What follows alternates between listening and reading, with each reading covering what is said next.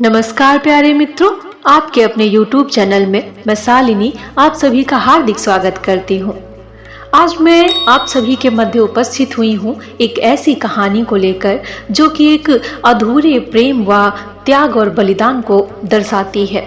ये कहानी प्रथम विश्व युद्ध की पृष्ठभूमि पर आधारित एक मार्मिक कहानी है और एक अनोखे प्रेम का सांकेतिक चित्रण करती है। ये दिखाती है कि क्या कोई इस हद तक प्रेम कर सकता है किसी को कि उसके लिए अपने वचन को निभाने के लिए अपना प्राण त्याग दे, अपना आत्म बलिदान कर दे। ये युद्ध और प्रेम के मध्य अपने कर्तव्य और देश प्रेम को दर्शाती हुई एक कहानी है।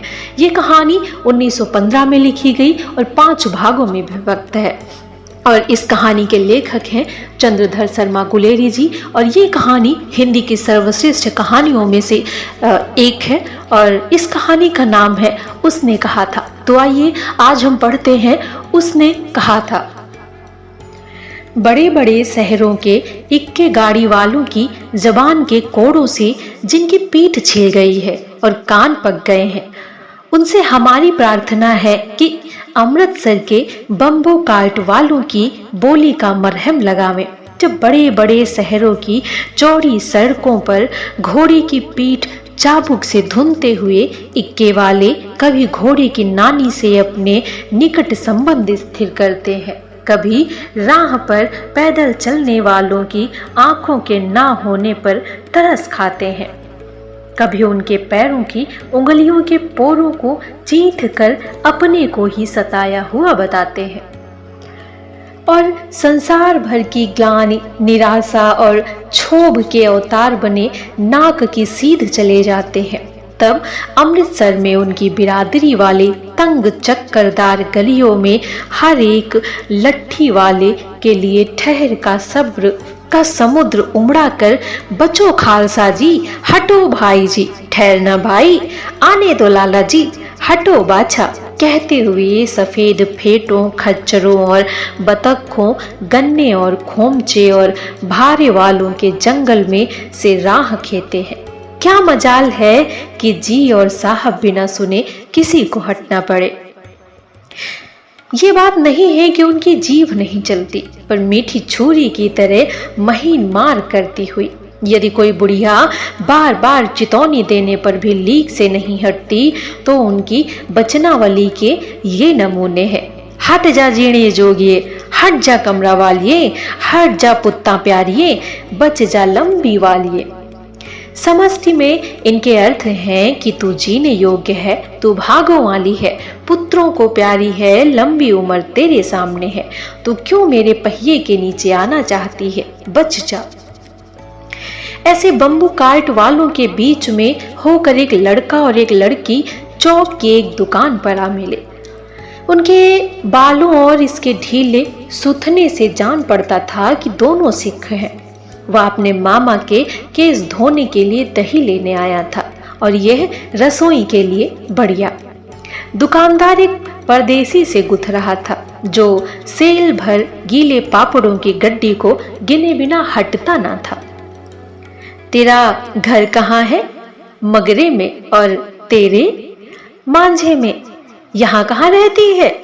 अतर सिंह की बैठक में, वो मेरे मामा होते हैं। मैं भी मामा के यहाँ आया हूँ, उनका घर गुरु बाजार में है। इतने में दुकानदार निपटा और इनका सौदा देने लगा। सौदा लेकर दोनों साथ साथ चले। कुछ दूर जाकर लड़के ने मुस्कुरा कर पूछा, तेरी कुमड़ाई हो गई? इस पर लड़की कुछ आंखें चढ़ाकर धक कहकर दौड़ गई और लड़का मुंह देखता रह गया। दूसरे तीसरे दिन सब्जी वाले के यहाँ, दूध वाले के यहाँ अकस्मात दोनों मिल जाते। महीना भर यही हाल रहा। 2-3 बार लड़के ने फिर से पूछा, तेरी कुमड़ाई हो गई? और उत्तर में वही धप मिला। एक दिन जब फिर लड़के ने वैसे ही हंसी में चिढ़ाने के लिए पूछा तो लड़की लड़के की संभावना के विरुद्ध बोली, हाँ हो गई। कब? कल। देखते नहीं ये रेशम का कढ़ा हुआ सालू। लड़की भाग गई। लड़के की ने घर की राह ली। रास्ते में एक लड़के को मोरी में ढकेल दिया, एक छावड़ी वाले के दिन भर की कमाई खोई, एक कुत्ते पर पत्थर मारा और एक गोभी वाले के ठेले में दूध उड़ेल दिया। सामने नहा कर आती हुई किसी वैष्णवी से टकरा कर अंधे की उपाधि पाई, तब कहीं घर पहुंचा। राम राम, ये भी कोई लड़ाई है। दिन रात खंदकों में बैठे हड्डियां अकड़ गईं। लुधियाने से 10 गुना जाड़ा और मेह और ऊपर से बर्फ, पिंडलियों तक कीचड़ में धंसे हुए हैं। जमीन कहीं दिखती नहीं। घंटे 2 घंटे में कान के पर्दे फाड़ने वाले धमाके के साथ सारी खंदक हिल जाती है और 100-100 गज धरती उछल पड़ती है। इस गैबीज गोले से बचे तो कोई लड़े। नगरकोट का जलजला सुना था। यहाँ दिन में 25 जलजले होते हैं। जो कहीं खंदक से बाहर साफा या कुहनी निकल गई तो चटाक से गोली लगती है। ना मालूम बेईमानी मिट्टी में लेटे हुए हैं या घास की पत्तियों में छिपे हुए हैं। लहना सिंह और 3 दिन है। 4 तो खंदक में बिता ही दिए, परसों रिलीफ आ जाएगी और फिर 7 दिन की छुट्टी। अपने हाथों झटका करेंगे और पेट भर कर खा कर सो रहेंगे। उस फिरंगी मेम की बाग में मलमल का सा हरा घास है। फल और दूध की वर्षा होती है। लाख कहते हैं दाम नहीं लेती। कहती है तुम राजा हो, मेरे मुल्क को बचाने आए हो। 4 दिन तक एक पलक नींद नहीं मिली। बिना फेरे घोड़ा बिगड़ता है और बिना लड़े सिपाही। मुझे तो संगीन चढ़ाकर मार्च का हुक्म मिल जाए, फिर 7 जर्मनों को अकेला मार कर ना लौटूं तो मुझे दरबार साहब की दहली पर मत्था टेकना नसीब ना हो। पाजी कहीं के कलों के घोड़े संगीन देखते ही मुंह फाड़ देते हैं और पैर पकड़ने लगते हैं। यूं अंधेरे में 30-30 मन का गोला फेंकते हैं। उस दिन धावा किया था। 4 मील तक एक जर्मन नहीं छोड़ा था। पीछे जनरल ने हट जाने का कमान दिया था। नहीं तो सीधे बर्लिन पहुंच जाते। क्यों? सूबेदार हजारा सिंह ने मुस्कुराकर कहा, लड़ाई के मामले जमादार या नायक के चलाए नहीं चलते। बड़े अफसर दूर की सोचते हैं। 300 मील का सामना है। एक तरफ बढ़ गए तो क्या होगा? सूबेदार जी, सच है, लहना सिंह बोला, पर क्या करे? हड्डियों में तो जाड़ा धंस गया है। सूर्य निकलता नहीं और खाई में दोनों तरफ से चंबे की बावलियों के से सोते झर रहे हैं। एक धावा हो जाए तो गर्मी आ जाए। उद्यमी उठ, सिगड़ी में कोले डाल। वजीरा, तुम 4 जने बाल्टियां लेकर खाई का पानी बाहर फेंको। महासिंह, शाम हो गई है, खाई के दरवाजे पर पहरा बदल ले। ये कहते हुए सूबेदार सारी खंदक में चक्कर लगाने लगे। वजीरा सिंह पलटन का विदूषक था। बाल्टी में गंदला पानी भर के खाई के बाहर फेंकता हुआ बोला, मैं पाथा बन गया हूँ। करो जर्मनी के बादशाह का तर्पण। इस पर सब खिलखिला पड़े और उदासी के बादल फट गए। लहना सिंह ने दूसरी बाल्टी भरकर उसके हाथों में देकर कहा, अपनी बाड़ी के खरबूजों में पानी दो। ऐसा खाद का पानी पंजाब भर में नहीं मिलेगा। हाँ, देश क्या है, स्वर्ग है। मैं तो लड़ाई के बाद सरकार से 10 घुमा जमीन यहाँ मांग लूंगा और फलों के बूटे लगाऊंगा। लाड़ी होरा को भी यहाँ बुला लेंगे। वह यही दूध पिलाने वाली फरंगी में चुप कर, यहाँ वालों को शर्म नहीं। देश की चाल है। आज तक मैं उसे समझा ना सका कि सिख तंबाकू नहीं पीते। वह सिगरेट देने में हट करती है, ओठों में लगाना चाहती है और मैं पीछे हटता हूँ तो समझती है कि राजा बुरा मान गया, अब मेरे मुल्क के लिए लड़ेगा नहीं। अच्छा, अब बोधा सिंह कैसा है? अच्छा है, जैसे मैं जानता ही ना हो। रात भर तुम अपने कंबल उसे उड़ाते हो और आप सिगड़ी के सहारे गुजर करते हो। उसके पहरे पर आप पहरा दे आते हो। अपने सूखे लकड़ी के तख्तों पर उसे सुलाते हो। आप कीचड़ में पड़े रहते हो। कहीं तुम ना मांदे पड़ जाना। जाड़ा क्या है, मौत है, और निमोनिया से मरने वालों को मुरब्बे नहीं मिला करते। मेरा डरा मत करो, मैं तो बुलेल की खड्ड के किनारे मरूंगा। भाई कीरत सिंह की गोद पर मेरा सिर होगा और मेरे हाथ के लगाए हुए आंगन के आम के पेड़ की छाया होगी। वजीरा सिंह ने त्योरी चढ़ाकर कहा, क्या मरने मारने की बात लगाई है? मरे जर्मनी और तुर्क। हाँ भाइयों, कैसे? दिल्ली शहर ते पिसोर नु जान दिए, कर लेड़ा लौंगा दा बापर माड़िए, कर लेना ना देना सौदा आड़िए। ओए लांडा चटका कदुए नु कद्दू बनाया वा मजेदार गोरिए, हुड़ लाड़ा चटका कद्दुए नु। कौन जानता था कि दाढ़ियों वालों के घर बारी सिख ऐसा लुच्चों का गीत गाएंगे। पर सारी खंदक इस गीत से गूंज उठी और सिपाही फिर ताजे हो गए, मानो 4 दिन से सोते और मौज ही करते रहे हो। दोपहर रात हो गई, अंधेरा है, सन्नाटा छाया हुआ है। बोधा सिंह खाली बिस्कुटों के 3 टिनों पर अपने दोनों कंबल बिछाकर लहना सिंह के 2 कंबल और एक बारन को ओढ़कर सो रहा है। लहना सिंह पहरे पर खड़ा है, एक आंख खाई के मुंह पर है और एक बोधा सिंह के दुबले पतले शरीर पर। बोधा सिंह कराहा, क्यों भाई बोधा, क्या है? पानी पिला दो। लहना सिंह ने कटोरा उसके मुंह में लगाकर पूछा, कहो कैसे हो? पानी पीकर बोधा बोला, कपनी छूट रही, रोम रोम में तार दौड़ रहे हैं, दांत बज रहे हैं। अच्छा मेरी जर्सी पहन लो। और तुम? मेरे पास सिगड़ी है और मुझे गर्मी लगती है, पसीना आ रहा है। ना मैं नहीं पहनता, 4 दिन से तुम मेरे लिए। हाँ याद आई, मेरे पास दूसरी गरम जर्सी है, आज सवेरे ही आई है, विलायत से बुन बुन कर भेज रही है मेमे, गुरु उनका भला करे। यूं कर लहना अपना कोट उतार कर जर्सी उतारने लगा। सच कहते हो? और नहीं झूठ? यूं कहकर नाही करते बोधा को उसने जबरदस्ती जर्सी पहना दी और आप खाकी कोट और जीन का कुर्ता भर पहनकर पहरे पर आ खड़ा हुआ। मेम की जर्सी की कथा केवल कथाती।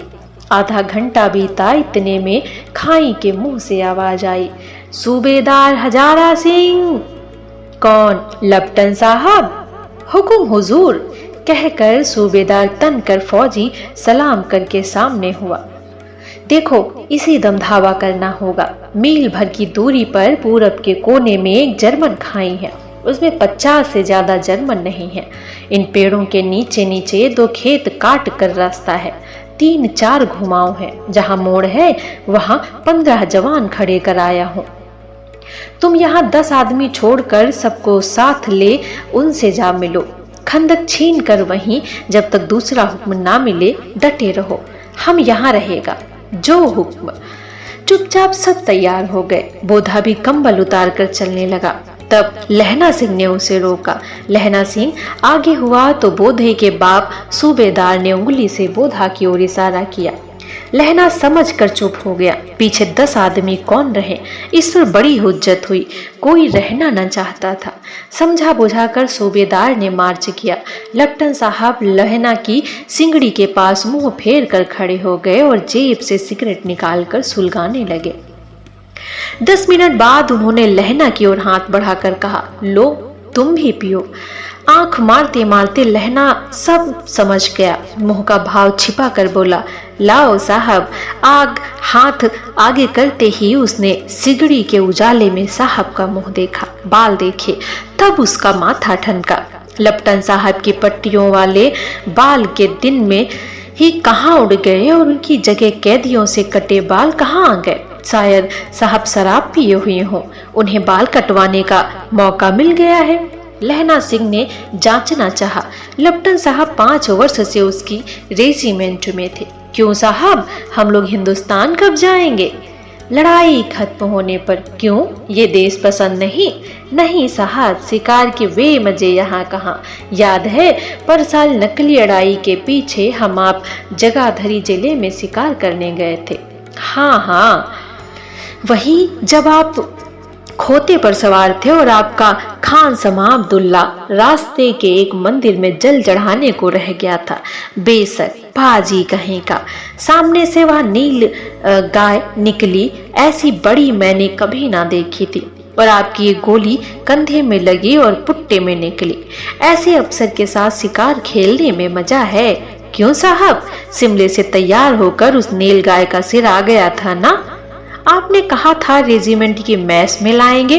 हाँ, पर मैंने वह विलायत भेज दिया। ऐसे बड़े बड़े सींग 2-2 फुट के तो होंगे।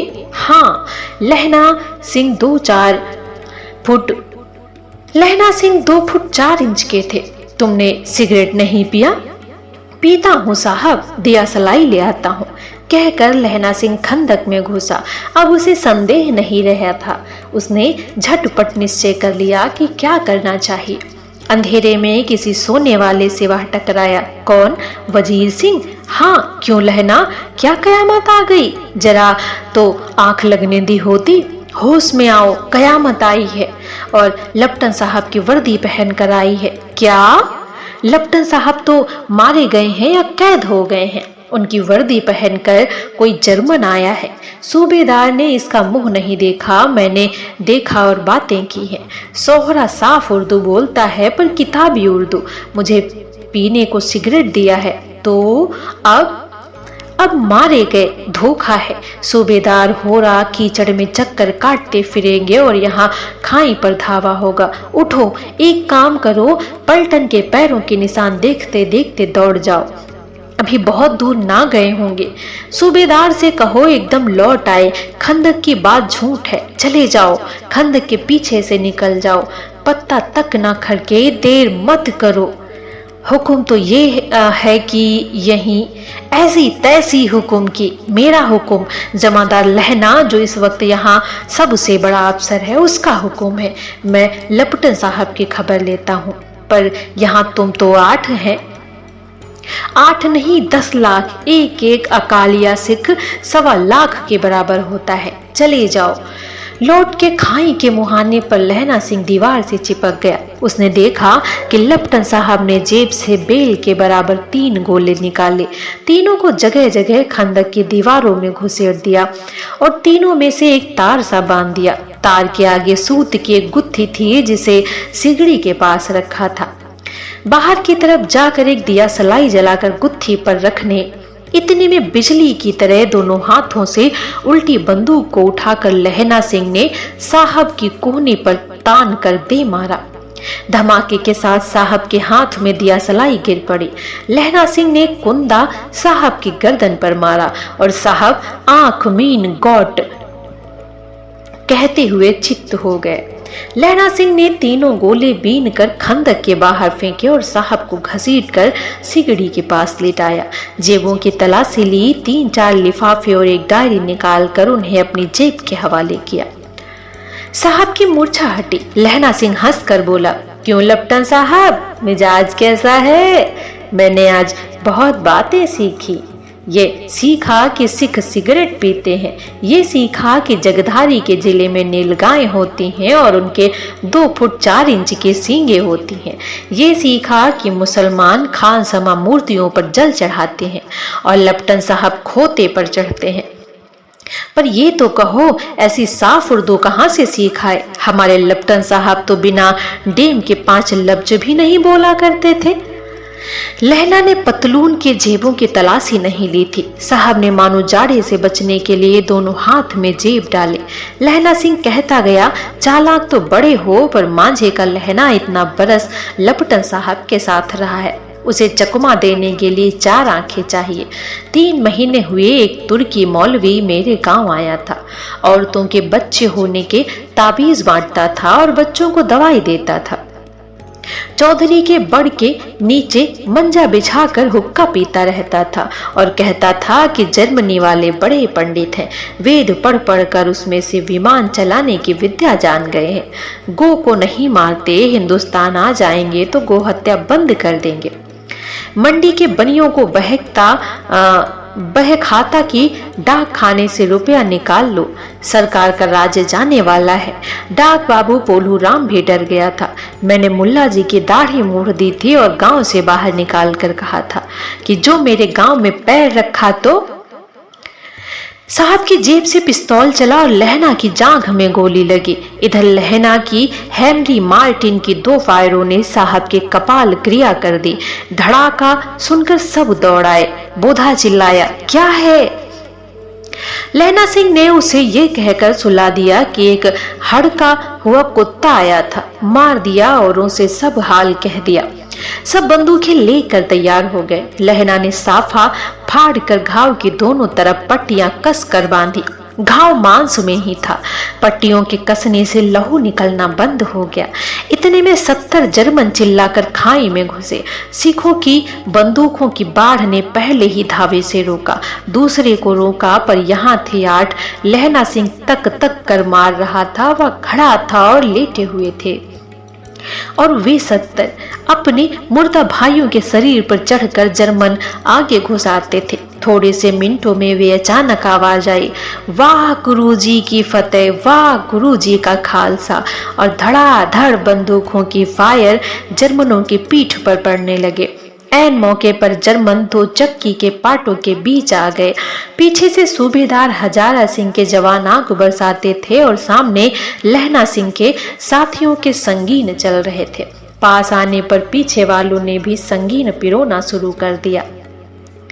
एक किलकारी और अकाल सिखां दी फौज आई। वाह गुरु दी फतेह, वाह गुरु दा खालसा, सत श्री अकाल पुरख, और लड़ाई खत्म हो गई। 63 जर्मन या तो खेत रहे थे या कराह रहे थे। सिखों में 15 के प्राण गए। सूबेदार के दाहिने कंधे से गोली आर पार निकल गई। लहना सिंह की पसली में गोली लगी। उसने घाव को खंदक की गीली मिट्टी से पूर लिया और बाकी का साफा कसकर कमरबंद की तरह लपेट लिया। किसी को खबर हुई कि लहना का दूसरा घाव भारी घाव लगा है। लड़ाई के समय चांद निकल आया था, ऐसा चांद जिसके प्रकाश से संस्कृत कवियों का दिया हुआ क्षयी नाम सार्थक होता है। और हवा ऐसी चल रही थी जैसे बाण भट्ट की भाषा में दंत वीणोपदेश आचार्य कहलाती। वजीर सिंह कह रहा था कि कैसे मन मन भर फ्रांस की भूमि मेरे बूटों में चिपक रही थी जब मैं दौड़ा दौड़ा सूबेदार के पीछे गया था। सूबेदार लहना सिंह से सारा हाल सुन और कागजात पाकर वे उसकी तुरंत बुद्धि को सराह रहे थे और कह रहे थे कि तू न होता तो आज सब मारे जाते। और लड़ाई की आवाज 3 मील दाहिनी ओर खाई वालों ने सुन ली थी। उन्होंने पीछे टेलीफोन कर दिया था। वहां से झटपट 2 डॉक्टर और 2 बीमार ढोने की गाड़ियां चली जो कई 1.5 घंटों के अंदर अंदर आ पहुंची। फील्ड अस्पताल नजदीक था। सुबह होते होते वहां पहुंच जाएंगे, इसीलिए मामूली पट्टी बांध कर एक गाड़ी में घायल लिटाए गए और दूसरे में लाशें रखी गई। सूबेदार ने लहना सिंह की जांघ में पट्टी बंधवानी चाहिए, पर उसने ये कहकर टाल दिया कि थोड़ा घाव है, सवेरे देखा जाएगा। बोधा सिंह ज्वर से बर्रा रहा था। वह गाड़ी में लिटाया गया। लहना को छोड़कर सूबेदार जाते नहीं थे। ये देख लहना ने कहा, तुम्हें बोधा की कसम है और सूबेदारनी जी की सौगंध है जो इस गाड़ी में ना चले जाओ। और तुम मेरे लिए वहां पहुंचकर गाड़ी भेज देना, और जर्मन मुर्दों के लिए भी तो गाड़ियां आती होंगी। मेरा बुरा हाल नहीं है, देखते नहीं मैं खड़ा हूँ। वजीर सिंह मेरे पास ही है। अच्छा, पर बोधा गाड़ी पर लेट गया। भला आप भी चढ़ जाओ। सुनिए तो, सूबेदारनी होरा को चिट्ठी लिखो तो मेरा मत्था टेकना लिख देना, और जब घर जाओ तो कह देना कि मुझसे जो उसने कहा था वो मैंने कर दिया। गाड़ियां चल पड़ी। सूबेदार ने चढ़ते चढ़ते लहना का हाथ पकड़कर कहा, तैने मेरा और बोधा के प्राण बचाए हैं, लिखना कैसा, साथ ही घर चलेंगे। अपनी सूबेदारनी को तू ही कह देना, उसने क्या कहा था। अब आप गाड़ी पर चढ़ चलो और मैंने जो कहा है वह लिख देना और कह भी देना। गाड़ी के जाते लहना लेट गया। वजीरा पानी पिला दे और मेरा कमर बंद खोल दे, तर हो रहा है। मृत्यु के कुछ समय पहले से स्मृति बहुत साफ हो जाती है। जन्म भर की घटनाएं एक एक करके सामने आती हैं। सारे दृश्यों के रंग साफ होते हैं। समय की धुंध बिल्कुल उन पर से हट जाती है। लहना सिंह 12 वर्ष का है। अमृतसर में मामा के यहाँ आया हुआ है। दही वाले के यहाँ, सब्जी वाले के यहाँ, और कहीं उसे एक 8 वर्ष की लड़की मिल जाती है। जब वह पूछता है तेरी कुमड़ाई हो गई, तब धत कहकर वह भाग जाती है। एक दिन उसने वैसे ही पूछा तो उसने कहा, हाँ कल हो गई, देखते नहीं यार रेशम के फूलों वाला सालू। सुनते ही लहना सिंह को दुख हुआ, क्रोध हुआ। क्यों हुआ? वजीरा सिंह पानी पिला दे। 25 वर्ष बीत गए। अब लहना सिंह ने 77 राइफल्स में जमादार हो गया है। उस 8 वर्ष की कन्या का ध्यान ही ना रहा, ना मालूम वह कभी मिली थी या नहीं। 7 दिन की छुट्टी लेकर जमीन के मुकदमों की पैरवी करने अपने घर आया। वहां रेजिमेंट के अफसर की चिट्ठी मिली कि फौज लाम पड़ जाती है, फौरन चले आओ। साथ ही सूबेदार हजारा सिंह की चिट्ठी मिली, मैं और बोधा भी लाम पड़ जाते हैं, लौटते हुए हमारे घर होते जाना, साथ ही चलेंगे। सूबेदार के गांव रास्ते में पड़ता था और सूबेदार उसे बहुत चाहता था। लहना सिंह सूबेदार के यहाँ पहुंचा। जब चलने लगा तब सूबेदार बेढ़े में से निकल कर आया। बोला, लहना सूबेदारनी तुमको जानती है, बुलाती है, जा मिला। लहना सिंह भीतर पहुंचा। सूबेदारनी मुझे जानती है? कब से? रेजिमेंट के क्वार्टरों में भी तो कभी सूबेदार के घर के लोग नहीं देखे। दरवाजे पर जाकर मत्था टेकना कहा। असी सुनी। लहना सिंह चुप। मुझे पहचाना? नहीं। तेरी कुमड़ाई हो गई? धत कल हो गई। देखते नहीं रेशमी बूटों वाला सालू, अमृतसर में। भाव की टकराहट से मूर्छा खुली, करवट बदली, पसली का घाव बह निकला। वजीरा पानी पिला दे, उसने कहा था। स्वप्न चल रहा है, सूबेदारनी कह रही है। मैंने तेरे को आते ही पहचान लिया। एक काम कहती हूँ, तू तो मेरे तो भाग फूट गए। सरकार ने बहादुरी का खिताब दिया है, लायलपुर में जमीन दी है। आज नमक हलाली का मौका आया है, पर सरकार ने हम तीमियों की एक घंघरिया पलटन क्यों बना दी? जो मैं सूबेदार के साथ चली जाती। एक बेटा है, फौज में भर्ती हुए उसे 1 ही बरस हुआ है। उसके पीछे 4 और हुए, पर एक भी नहीं जिया। सूबेदारनी रोने लगी। अब दोनों जाते हैं मेरे भाग। तुम्हें याद है एक दिन तांगे वाले का घोड़ा दही वाले की दुकान के पास बिगड़ गया था। तुमने उस दिन मेरे प्राण बचाए थे। आप घोड़ी की लातों में चले गए थे और मुझे उठाकर दुकान के तख्ते पर खड़ा किया था। ऐसे ही इन दोनों को बचाना, यही मेरी भिक्षा है। तुम्हारे आगे आंचल पसारती हूँ। रोती रोती सूबेदारनी ओबरी में चली गई। लहना भी आंसू पोंछता हुआ ही बाहर आया। वजीरा सिंह पानी पिला दे, उसने कहा था।